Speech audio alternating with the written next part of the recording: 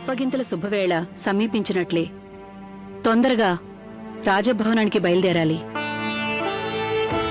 చిత్తం.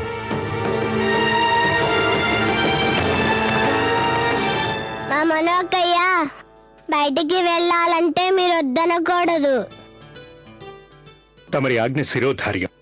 అయిపోలేదు, ఇంకా ఉన్నాయి. తల్లి, ఇవన్నీ ఆ పత్రంలో రాసున్నాయంటావా?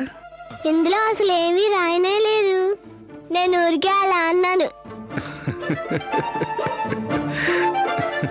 అప్పగింతల ముహూర్తం సమీపించింది. నేను మా మనోక్కయ్యని మీ చేతుల్లో పెడుతున్నాను. తనని మీరు జాగ్రత్తగా చూసుకోండి. ఈ ఒప్పందం సంతకాలు కాగానే ఆ ఝాన్సీ రాజు గారిని లొంగ తీసుకోవడం ప్రారంభమవుతోంది. Yes, all the best. Gangadhar Rao మహారాజు గారికి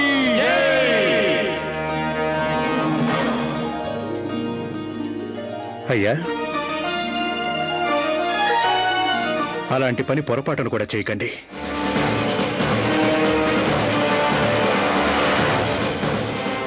welcome to Jhansi region sir. Mister Fraser, నేను గంగాధర్రావుని ఆయన దర్బార్లో కలుసుకోదలిచాను.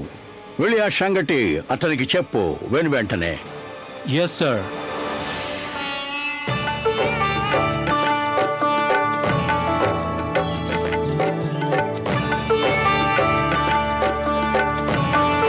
ఎడమకాలు కాదు, ముందుగా కుడికాలు పెట్టిరా అమ్మా. ఆగక్కడే.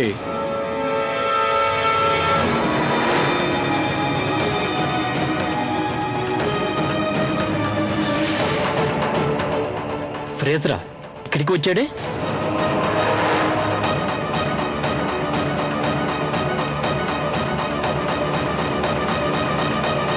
యువర్ మ్యాజెస్టీ, ఈ ఘడియలో తమకు ఇబ్బంది కలిగించాల్సి వస్తుంది, కానీ ఇప్పుడే మా పెద్ద దొరగారైన స్టీఫెన్ గారు ఝాన్సీ కమిషనరీకి వేంచేశారు. ఆయన మిమ్మల్ని కలవాలన్నారు. అది వెంటనే మీ దర్బార్లో కలుస్తానన్నారు. చాలా బాగుంది. కొత్త కోడలు ఇంకా ఇంట్లో అడుగు పెట్టనే లేదు, కానీ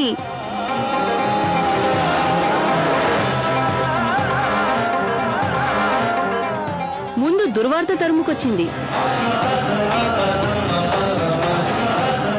స్త్రీ మౌనంగా అన్ని సహిస్తుంది కనుక మనం ఎలాంటి నిందలైనా తన మీద మోపడానికి వెనకాడాం. తమరికి నాదొక చిన్న విన్నపం.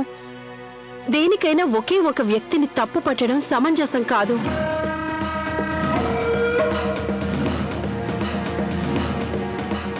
అయినా తమరంతకు పాల్పడితే అది మహానేరం అవుతుంది.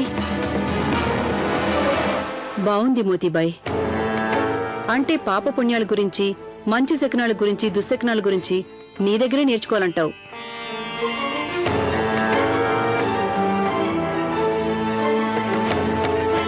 నిజం చెప్పాలంటే మా దృష్టిలో పెద్ద అపశకునం నువ్విక్కడుండటం. దానికి కూడా కారణం మా కోడలే కావడం. అయినా మోతీబాయ్, పెళ్లి తంతు ముగిసిపోయింది. క్షమించండి హుజూర్. ఒక దాసి ఒకవేళ తన హద్దులు మితిమీరితే, మహారాణిపై నిందలు మోపుతుంటే నేనది వింటూ మౌనంగా ఉండలేకపోయాను. ప్రస్తుతం ఇక్కడ ఉన్న వారందరికీ మేము ఒక సంగతి స్పష్టంగా చెప్పదలిచాం. మణికర్ణిక ప్రస్తుతం మా మహారాణి. ఝాన్సీకి ఆవిడ్ని చిత్తశుద్ధితో ఆహ్వానించవలసి ఉంది.